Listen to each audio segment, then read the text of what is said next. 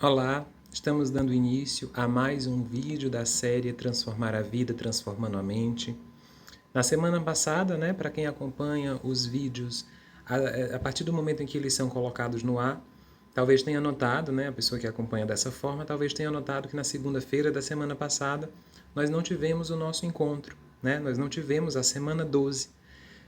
Peço desculpa por isso, tá? Para você que acompanha ali religiosamente todas as segundas-feiras, quando a série entra no ar. Houve um imprevisto, eu não consegui gravar, editar e publicar o vídeo, mas esta semana foi bom por um determinado aspecto, por um determinado ponto, porque me fez refletir sobre uma coisa, sabe? Na verdade, me fez refletir a respeito de duas coisas. A primeira delas é que na semana 12 nós falaríamos de dinheiro novamente, da energia do dinheiro, E faríamos um determinado ritual, o ritual do pote de ouro. E na semana 13 nós falaríamos justamente dessa redefinição de paradigmas, redefinição de padrões.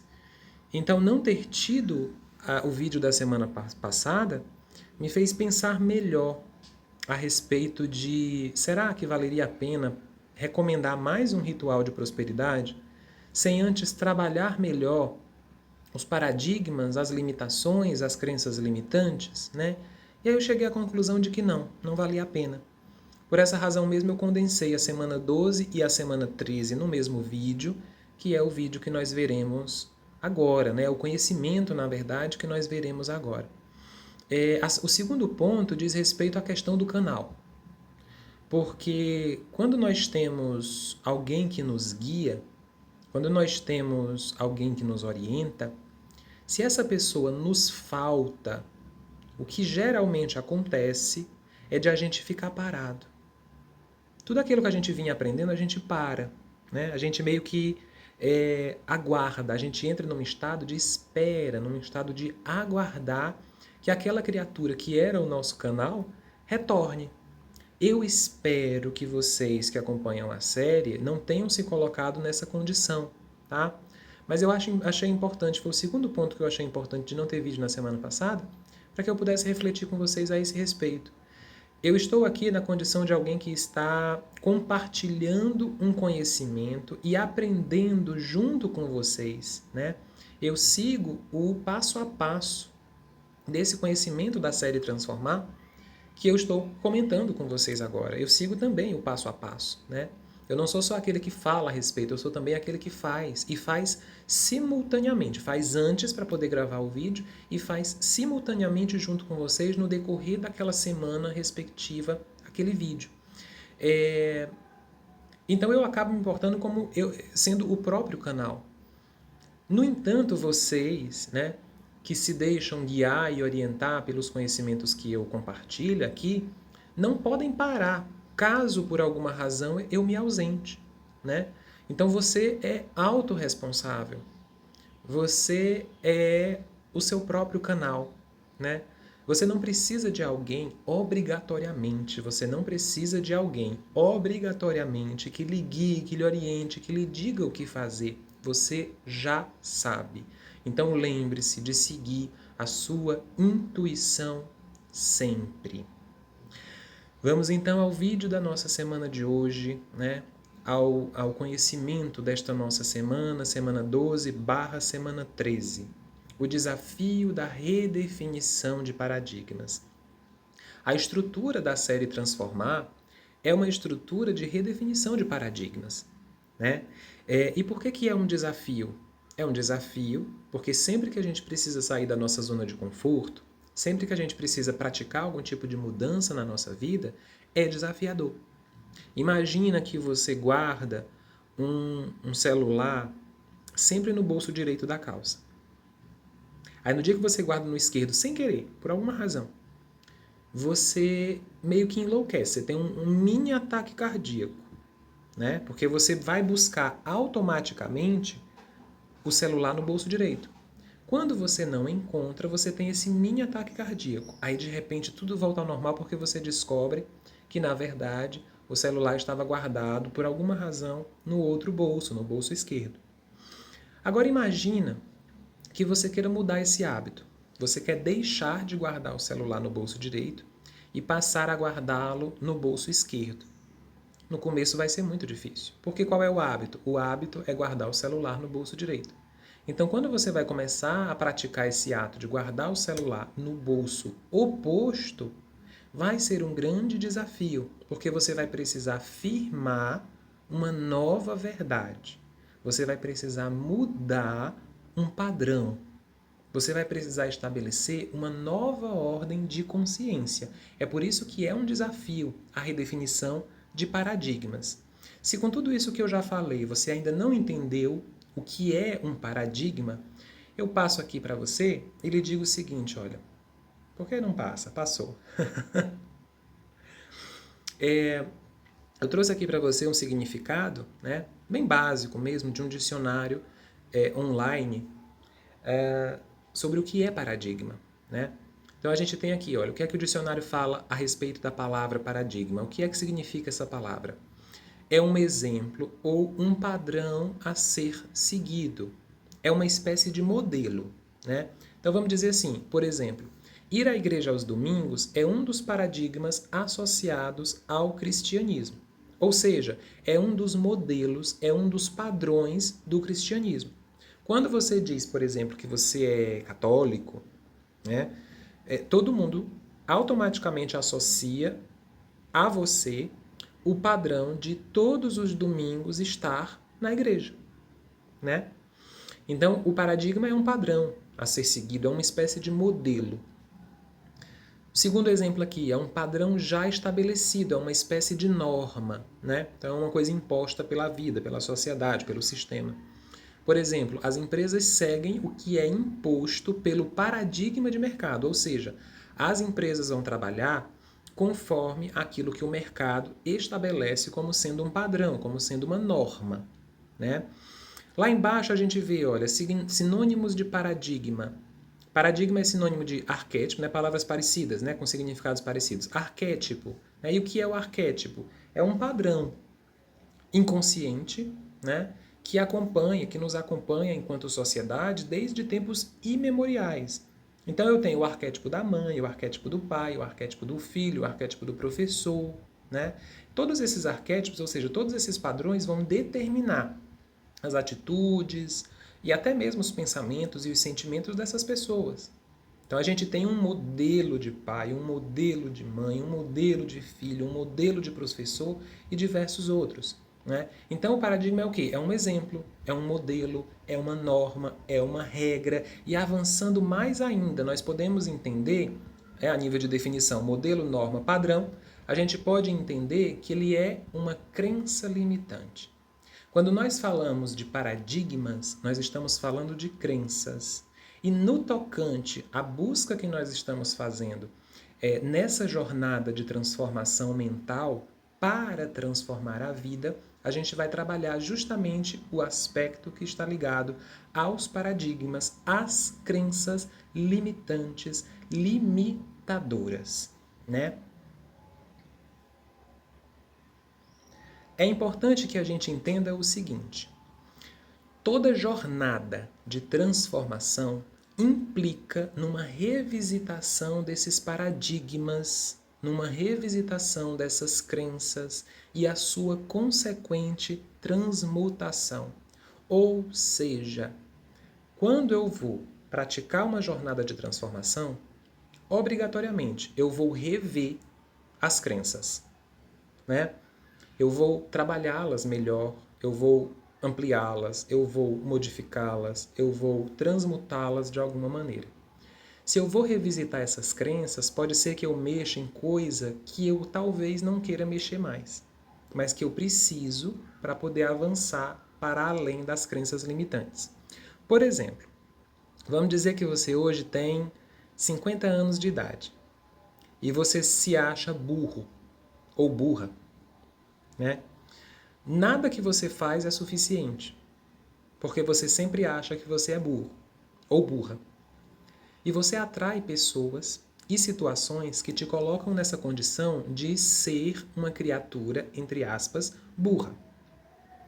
Quando você vai revisitar esse paradigma, essa crença limitante, Pode ser que você volte lá para a sua infância, os primeiros anos da sua vida, onde você tem ali um pai, uma mãe, uma avó, algum outro parente ou alguma outra pessoa de importância na sua existência que colocou na sua cabeça que você era uma pessoa burra. Né? Vamos dizer ali, um pai que para te humilhar constantemente te chamava de burro. Ele colocou no seu circuito de crenças a crença limitadora de que você é burro. Então, se você é burro, nada que você faz é inteligente. Nada do que você faz presta. Nada do que você faz importa. Então, quando eu vou revisitar essa crença limitadora, eu vou tocar numa zona desconfortável. Inicialmente vai parecer que está me fazendo mal, porque é coisa que vai voltar lá do passado. Mas o mais importante é a gente saber mexer nesses aspectos, é saber mexer nesse tocante aí, né, dessas coisas lá do passado. Nesse ponto, se você não consegue fazer sozinho, é que entram todos aqueles profissionais, sejam da área mais tradicional, sejam da área holística, para auxiliar você nesse processo de revisitação dessas crenças limitantes, para que se consiga fazer uma transmutação, ressignificar as coisas, né? Por exemplo, se o seu pai lá no passado te chamava muito de burro e por essa razão hoje as coisas na sua vida não acontecem da maneira como você deseja, porque você se deixa alimentar por essa crença limitante, né? É uma crença limitante que existe. Quando a gente vai retornar lá no passado, a gente vai tentar entender o porquê daquele pai ter feito isso, ter dito aquilo, e vai entrar numa questão de consciência. Era o que ele podia oferecer. Era o que ele tinha para oferecer naquele momento, né? E talvez até, se a gente for pensar naquela ideia de que nós somos pessoas feridas, que foram cuidadas por pessoas feridas, inevitavelmente todos nós somos machucados. A grande questão aqui está em nós não deixarmos que as crenças limitantes, os paradigmas, sejam passados para gerações que virão depois da gente. Ou seja, nos tornemos, a partir da ressignificação das nossas feridas, dos nossos paradigmas, nos tornemos pessoas curadas para criarmos pessoas saudáveis. E não continuar transmitindo, né, essa ferida, essa mácula, né?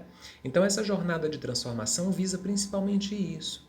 É entender como é que você pode melhorar para você mesmo e automaticamente quando você melhora para você mesmo, você quebra o padrão repetitivo que você já vinha vivendo e revivendo várias e várias vezes e que outras pessoas dos seus antepassados também viveram e reviveram várias e várias vezes.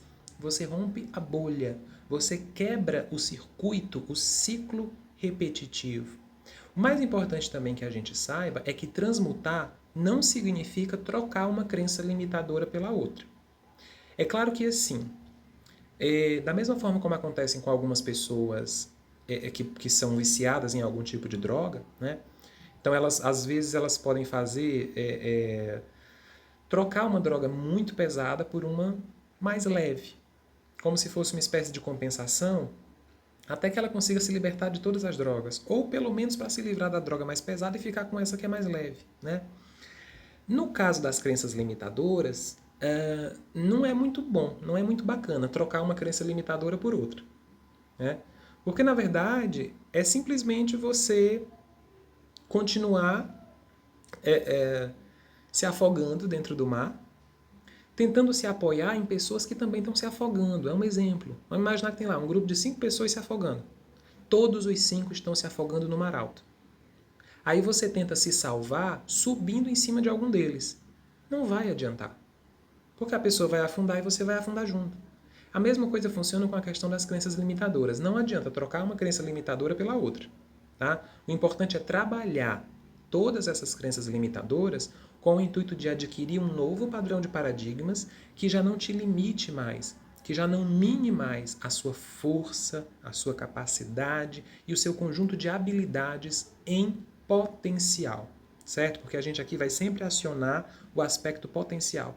Eu sei, e isso é claro, todos nós sabemos, que as questões do sistema são coisas que podem nos limitar e muito. né? Mas aqui a gente vai tentar acionar o nosso potencial verdadeiro, aquilo que está dentro da gente. E a partir dali, desse reforço do potencial, a gente vai tentar driblar, né? Contornar os aspectos do sistema para avançar em busca da nossa felicidade, nessa jornada de transformação em prol do equilíbrio. As crenças são representadas por todas as ideias que você viu, ouviu ou concluiu e acabaram se tornando uma verdade absoluta na sua vida. Por exemplo, vamos dizer que em algum momento você viu uma pessoa que era muito importante para você viver relacionamentos abusivos, relacionamentos amorosos tóxicos. Aí você assimila aquela verdade e diz o seguinte: eu não vou me relacionar, porque todo relacionamento é abusivo, é tóxico. Você acha que obrigatoriamente tem que viver a mesma coisa negativa que outras pessoas viveram. Então essas crenças limitantes às vezes surgem a partir de uma coisa que você presencia. Não é uma coisa que acontece diretamente com você. É uma coisa que você presenciou, que você entendeu por parte de alguém. E aquilo vai se transformar numa verdade absoluta para você. Tudo que os indivíduos fazem, a forma como eles pensam, sentem e agem, é resultado de suas crenças. E é justamente por isso que muitas pessoas agem de formas diferentes em situações idênticas. Cada pessoa vai ter um padrão. E além desse padrão que cada pessoa possui, essa pessoa também vai possuir um conjunto de crenças limitantes. Ou melhor, vai possuir um conjunto de crenças, né? Que vai influenciar, claro, nesse padrão dela de ser. Associada essas crenças a outras crenças que sejam limitadoras, cada pessoa vai agir da sua maneira, da sua forma, em situações que sejam parecidas. As crenças são como ímãs. Aqui a gente entra naquele aspecto da cocriação da realidade, né? Do magnetismo pessoal. Você crê em uma verdade e ela se torna real. Se você crê que a vida é difícil, ela se torna difícil. Vamos dizer que você é uma pessoa muito rica, mas você se considera uma pessoa infeliz. Você acha que a vida é difícil. De que foi que o dinheiro te serviu nesse aspecto? Bom, nesse aspecto da crença limitante de achar que a vida é infelicidade, ele não serviu de nada. Por quê? Porque você criou uma realidade alternativa em que, por mais que você tenha sanado todas as suas questões básicas, você não tem que se preocupar com comida, com moradia, com pagar conta, mesmo assim você criou essa realidade, né, de que a vida é um conjunto de infelicidades. E isso acontece não só com pessoas ricas, isso acontece com pessoas ricas, pobres, de todo jeito, com todas as pessoas. Com todas as pessoas. E você não precisa ser uma pessoa muito rica para mudar o padrão de pensamento. É claro que assim, a gente vai trabalhar com algumas questões, né, de autorrealização. Para que a autorrealização aconteça, é necessário que você se sinta equilibrado nos seus instintos básicos. Então, é ter pelo menos o essencial, né, a nível de moradia, de alimentação, de quaisquer outras coisas que digam respeito à sua subsistência. Se não a vivência, pelo menos a sobrevivência. A maneira como você lida com os outros é uma outra coisa que vai influenciar nessa autorrealização, e a maneira como você lida com você mesmo. Tá? E todas elas vão se interconectar. Eu dividi as três, mas elas se interconectam de toda forma. Elas são intercambiáveis, né? Elas trocam energias entre si. Mas a despeito dessas diversas questões, né? Inclusive das implicações do sistema que a gente vive,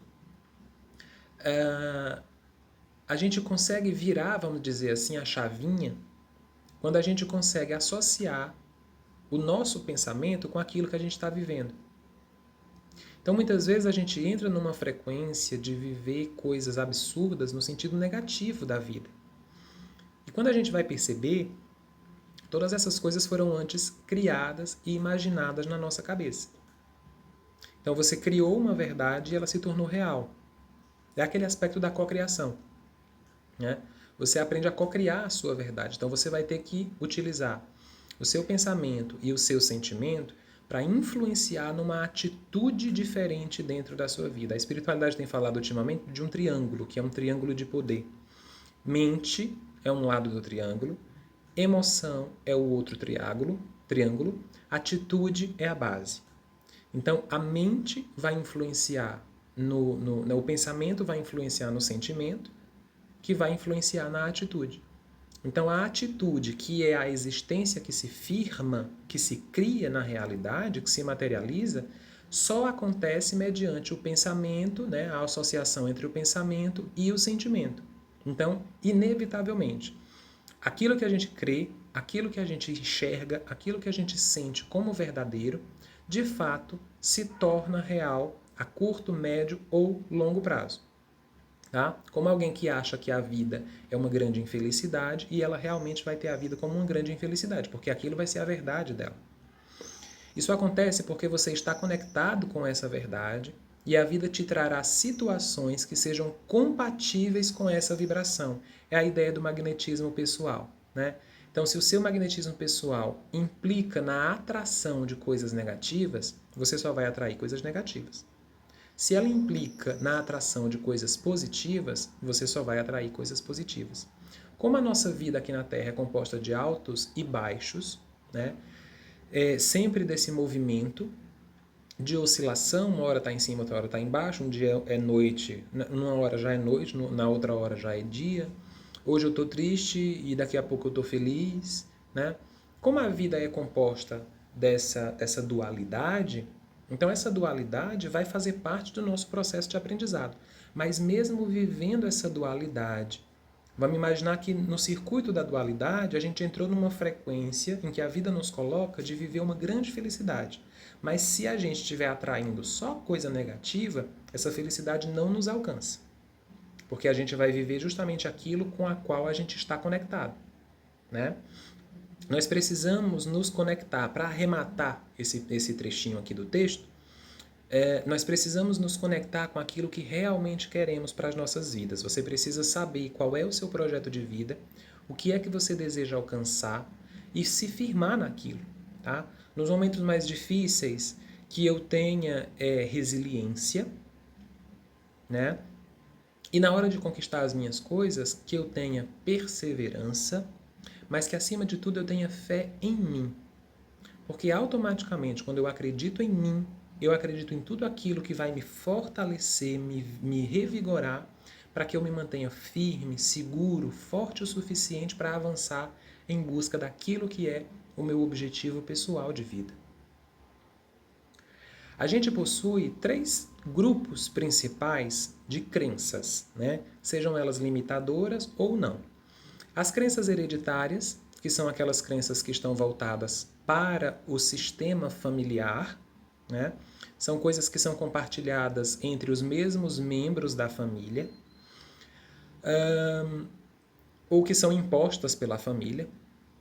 A gente tem as crenças sociais, né? Que são imposições da sociedade e da mídia. Por exemplo, a mídia impõe que a beleza, né, que o corpo, principalmente o corpo feminino, seja de tal forma e de tal forma. Né? Há uma imposição de que a família tenha que ser de tal forma e de tal forma. Então, as crenças sociais são essas imposições. Existe uma imagem proposta de algo ou de alguém pela sociedade, pela mídia, do que é belo, do que é feio, do que é bom, do que é ruim, e você vai se deixando alimentar por essas crenças sociais. E existem as crenças pessoais, que surgem da experiência individual. Então, é você viver uma determinada experiência e saber que aquela experiência, identificar que aquela experiência não foi bacana, e a partir dali aquilo se transforma numa crença para você. Então, por exemplo, vamos dizer que você foi subir uma escada de 10 degraus. No 5º degrau, você tropeçou. Essa experiência pessoal pode fazer com que você identifique que o 5º degrau tem algum problema. Porque também depois você viu que uma ou 2 pessoas tropeçaram naquele mesmo 5º degrau. Aí você cria uma crença, né? Por exemplo, uma crença limitante, de que aquele 5º degrau possui algum problema, alguma trava energética, tem um obsessor ali que te empurra, que puxa o teu pé, que te faz cair, que te faz tropeçar. Então, automaticamente, você cria uma realidade a partir dessa experiência individual. Aquilo que você viveu e aquilo que você presenciou outras pessoas viverem. E todas essas crenças, elas estão implicadas entre si. Tá? Todas elas se conectam e conversam entre si. Né? Porque as crenças hereditárias, um dia foram crenças sociais que se transformaram em hereditárias, um dia foram crenças pessoais que se transformaram em hereditárias. Essas crenças pessoais podem surgir do convívio social, então eram crenças sociais que se tornaram pessoais. Então a gente divide assim só para favorecer o entendimento, né? Mas na verdade todos esses padrões aqui, esses grupos de crenças, eles se conectam entre si em algum ponto, eles fazem parte do todo, né? E aí uma coisa que eu queria que vocês entendessem. Dentro da área holística, que é essa área na qual eu atuo como terapeuta, né? Holística, e o que é esse holístico para quem não sabe? É o cuidado, é o trato do corpo, da alma e da mente, né? Se a gente tem, por exemplo, um clínico geral que vai tratar o corpo, um psicólogo que vai tratar a mente, e um padre que vai tratar o espírito, dentro da área holística, a gente vai ter ali um terapeuta, uma terapeuta, que vai tratar o todo. O corpo, a alma, né, e a mente. Tá? E a busca do terapeuta holístico, seja para si ou para aqueles que ele guiará, orientará em algum momento, a proposição é a da cura quântica. Né? É a cura desses vários níveis, corpo, alma, mente, e desses vários corpos, né? Todos esses vários corpos sutis. Corpo físico, corpo etérico, corpo astral, mental inferior, mental superior, né? Então, a cura quântica é isso, é você curar-se neste momento de agora e automaticamente enviar uma cura para todas as suas matrizes do tempo que estão espalhadas, seja em outras dimensões, seja em realidades, vamos dizer assim, alternativas. Né? E também dentro desse aspecto da cura quântica, vai estar relacionado você curar a si mesmo neste momento de agora e enviar essa cura para os seus antepassados. Né? Para os ancestrais é muito longe, mas enviar pelo menos para os antepassados. Como aquela pessoa que vive numa família tóxica, adoecida, e a partir do momento que ele faz um movimento de mudança e segue em busca dessa mudança pessoal, as outras pessoas da família, ao vê-lo adquirindo felicidade, adquirindo harmonia, vão começar a fazer esse mesmo trajeto de mudança.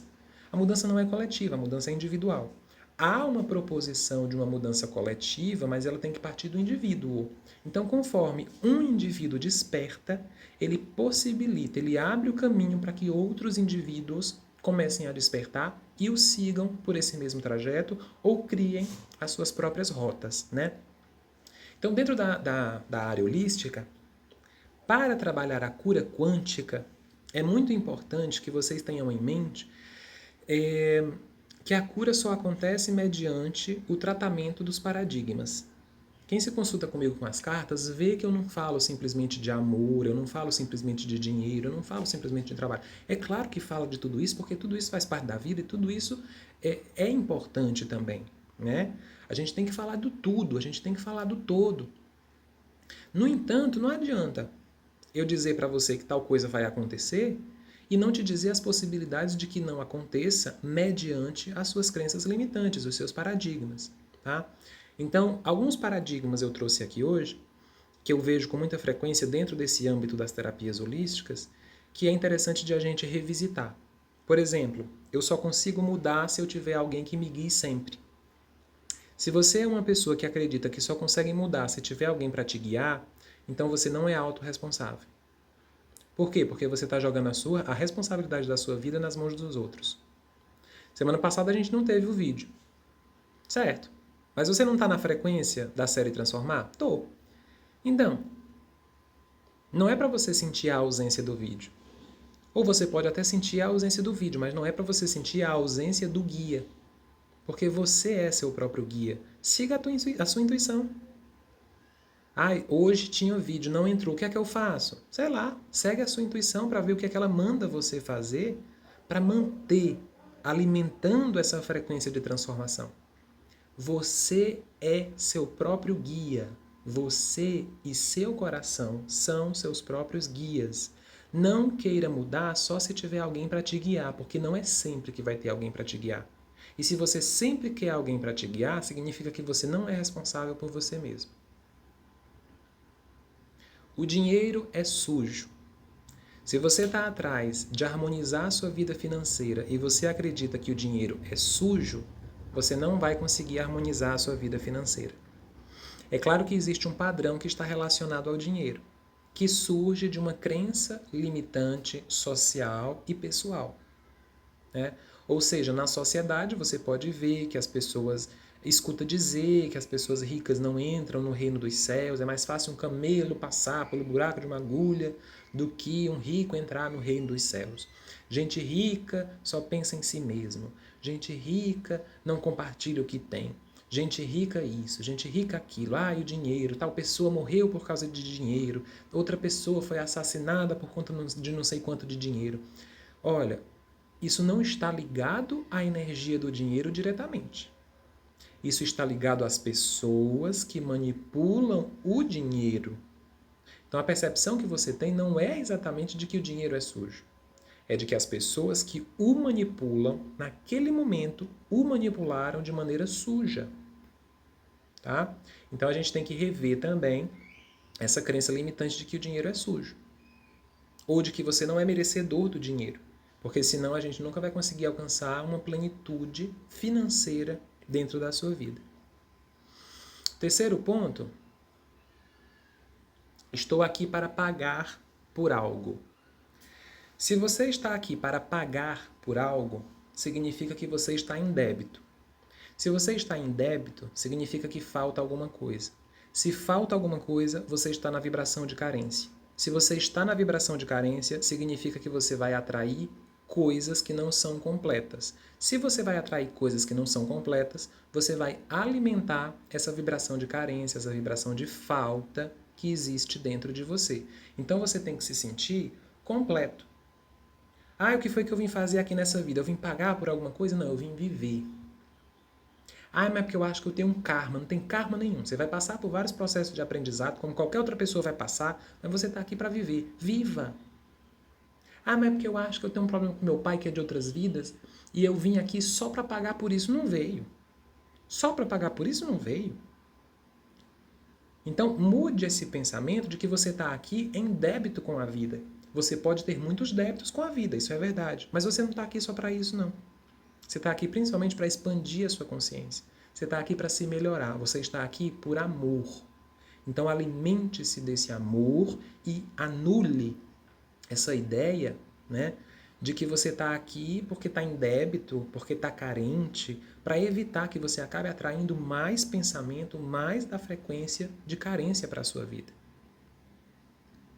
Deus está lá longe, a salvo, e eu estou aqui no inferno. Ora, se você é uma parte de Deus, se você é uma partícula de Deus, né, uma fagulha do divino, se você é uma parte do todo, significa que Deus não está longe. Ele está dentro de você. Então, automaticamente, a gente consegue refutar essa ideia de que Deus está longe. Mesmo porque Deus, embora a gente queira dar uma forma antropomórfica para ele, né, dar uma forma humana, Deus não é humano. Deus é energia. Pura energia. Ele nem sequer tem uma forma, que aliás é o estado natural das nossas essências. Pura energia, não há uma forma, né? Então, como ele é energia, ele se espalha por todos os lugares. Ele está, porque ele é você. Ele é eu. Porque todos nós somos energia também, a mesma energia divina. Então, todos nós somos Deus. Então Deus não está lá longe a salvo, né? E a gente aqui no inferno, de forma alguma. E aqui entra outra crença limitante. Aqui é o inferno. o mundo é um inferno, né? Quando a gente pensa que o mundo é um inferno, automaticamente a gente se coloca numa situação de ser merecedor de estar no inferno. Ou seja, eu não sou merecedor da felicidade. E aí a gente volta para a ideia de que eu estou aqui por algo, para pagar por algo, né? Por quê? Porque se eu estou no inferno, eu mereço ser infeliz. Eu não mereço a felicidade. Eu não mereço a harmonia. É por quê? Porque eu estou aqui para pagar por algo. Eu estou em débito com a vida, né? E todos esses pensamentos são pensamentos muito fragilizadores da mente e das emoções e, consequentemente, das nossas atitudes no cotidiano. Tá? É mais um pensamento que a gente precisa rever. Nossa quinta crença limitante: não mereço passar por essa situação. Quem foi que disse? Quem foi que disse que você não merece passar por essa situação? Se você acredita que não merece passar por uma determinada situação, você não vai aceitá-la. Se você não vai aceitá-la, você vai repeti-la e depois repeti-la de novo e repeti-la mais uma vez e mais uma vez e de novo e de novo e de novo ad infinitum, para toda a eternidade. A questão aqui é você identificar, extrair da coisa algum tipo de aprendizado. E se você não conseguir extrair imediatamente, não tem problema. Deixa fluir. Em outro momento vai aparecer qual é o aprendizado que você pode extrair daquela situação. As situações são sempre neutras. Tudo o que acontece na nossa vida é neutro. Só que como o nosso planeta funciona à base da polaridade, né? E o nosso pensamento também vai determinar qual é a polaridade da coisa, é aí que a gente entra no positivo e no negativo, no bom e no ruim. Tá? Então não ache que você não é merecedor de passar por determinada situação negativa, certo? Porque esse aspecto negativo é uma percepção sua. Em essência, tudo é neutro. Não mereço passar por uma situação positiva. Aqui a gente entra de novo no aspecto da carência. Se você acha que, sei lá, ganhar um prêmio em dinheiro, você não é merecedor disso, significa que você é carente. Se você é carente, você vai consequentemente atrair pessoas e situações que vibrem nessa mesma frequência de carência, de falta. Mais uma crença limitante: eu não nasci para o amor. Nós nascemos do amor divino, do amor da deidade, do amor da face masculina e da face feminina de Deus. Então, se nós nascemos do amor, nós nascemos para o amor. Agora, que tipo de amor que você está falando? Porque existem padrões de amor, né? A gente vai criando vários padrões para o amor. Vai determinando a partir das nossas expectativas o que é e o que não é amor, né? Então a gente tem que ver aí qual é a sua ideia, a sua idealização de amor, tá? Mas essa ideia de dizer que eu não nasci para o amor, essa é mais uma crença limitante que a gente precisa trabalhar. Tá? Dentro dos atendimentos tem gente que vem com muita carência. Mas eu queria alguém, eu queria alguém, eu queria alguém. Aí você dá todas as explicações, no final ela diz, mas eu acho que eu não nasci para o amor. Poxa, como assim? Você está ajudando a pessoa e ela está jogando... Eu ia falar um palavrão, não posso. Vou falar assim. Você está ajudando a pessoa e ela está tacando merda no que você está falando? Então não façam isso, não taquem merda naquilo que é trazido para vocês. Valorizem aquilo que é trazido para vocês. Tá? Tendo você pago por aquilo ou não, valorize. Extraia dali alguma coisa de positivo. E vamos trabalhar essas crenças limitantes, principalmente essa de que eu não nasci para o amor. Quem foi que disse? Se nasceu do próprio amor divino, como é que não nasceu para o amor? A Terra é uma catástrofe. É a mesma coisa da ideia de que aqui é o inferno. Se você acredita que a Terra é uma catástrofe, que a Terra é um inferno, e você está no inferno, é porque você não é merecedor do que é bom. Se você acha que você não é merecedor do que é bom, consequentemente você vai atrair coisas negativas para você. É uma questão simples, né? É um cálculo bem simples de se fazer. A humanidade não presta. Ora, se você está vivendo junto com a humanidade, faz parte da humanidade, se você diz que a humanidade não presta, significa que você mesmo não presta. Então você automaticamente diz que você não é merecedor de determinadas coisas. Não sou merecedor daquele emprego, não sou merecedor daquele dinheiro, não sou merecedor daquele amor, né? E se você coloca a humanidade como um todo nessa situação de não prestar, você anula toda uma potencialidade deste planeta. Olha que tem filas e filas de espera na espiritualidade, isso é sabido por todos, para reencarnarem nesse planeta. Porque esse planeta é um excelente planeta para trabalhar as evoluções da consciência. Só não evolui aqui quem não quer. Principalmente no Brasil, você que está no Brasil. Principalmente no Brasil. Você só não evolui aqui se você não quiser. Ou melhor, vamos trocar essa palavra evolução. Você só não expande a consciência aqui se você não quiser. Se você não quiser sair da sua zona de conforto. Porque se você quiser sair da sua zona de conforto, você expande a sua mente de uma forma fantástica. E aqui a gente entra, juntando todas essas questões, naquilo que eu já comentei lá no início. Seja autorresponsável. Não jogue a responsabilidade da sua vida em cima de ninguém. Você é responsável pela sua vida, você é responsável pelas suas atitudes, você é responsável por aquilo que você faz ou deixa de fazer. Não fique procurando culpados para os problemas que você esteja passando. Tá? Seja autorresponsável, trabalhe os seus paradigmas, desafie-se nessa jornada de transformação mental para uma transformação da vida. Desafie-se e assuma a responsabilidade, assuma as rédeas da sua própria vida. Tem um exercíciozinho para propor para vocês, para a gente trabalhar essas crenças limitantes. É um exercício chamado de tela mental criativa. Como é que vai funcionar? Você vai se sentar num local tranquilo ou deitar, você que escolhe. Ou você vai sentar ou você vai deitar num local tranquilo, em estado relaxado. Então você vai relaxar, certo? Respirar fundo, inspirar, expirar, tá? Isso pode ser feito induzido por uma música instrumental ou não, aí você decide. Se você quiser, o ideal é que seja música instrumental, tá? Música com falas não é muito bacana não, instrumental. Agora se você quiser fazer em silêncio também não tem problema, certo? As meditações búdicas geralmente são feitas em silêncio total, virados para uma parede. Você escolhe, né? Como é que é a sua melhor maneira de se tranquilizar e de relaxar. E aí você pode induzir esse relaxamento por uma música instrumental ou não, e ficar em silêncio mesmo. Depois que você já estiver nesse estado de relaxamento, você vai se visualizar vivendo, experienciando a crença limitante, certo? E na sequência, você vai se visualizar vivendo a cena oposta, ou seja, a vida sem a crença limitadora. Como assim?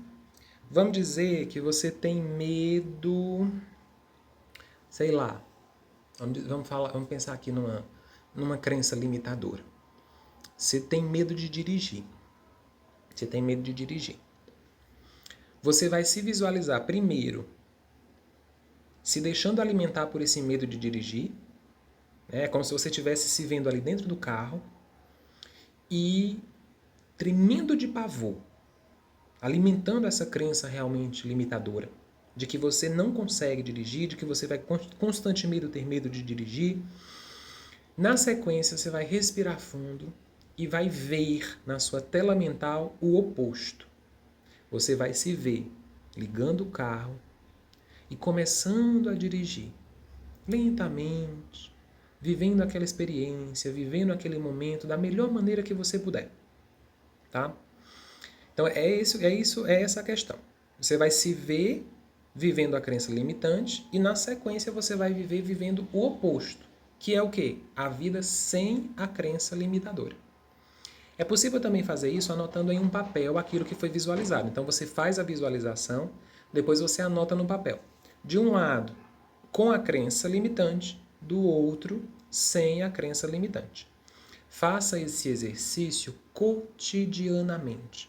Quantas vezes você quiser por dia e, se quiser, todos os dias, certo? E, para ajudar também, alimente o hábito de neutralizar pensamentos nocivos e contrários à prática sempre que necessário. Ou seja, você está lá na sua visualização, na sua mentalização, veio um pensamento que diz que você vai ser incapaz. Você diz, cancela. Ou você diz, eu neutralizo. Você está lá e tudo mais, vivendo a sua vida, vem um pensamento e diz, você é burro. Você diz assim, você olha para o pensamento e diz, cancela. Ou então, eu neutralizo.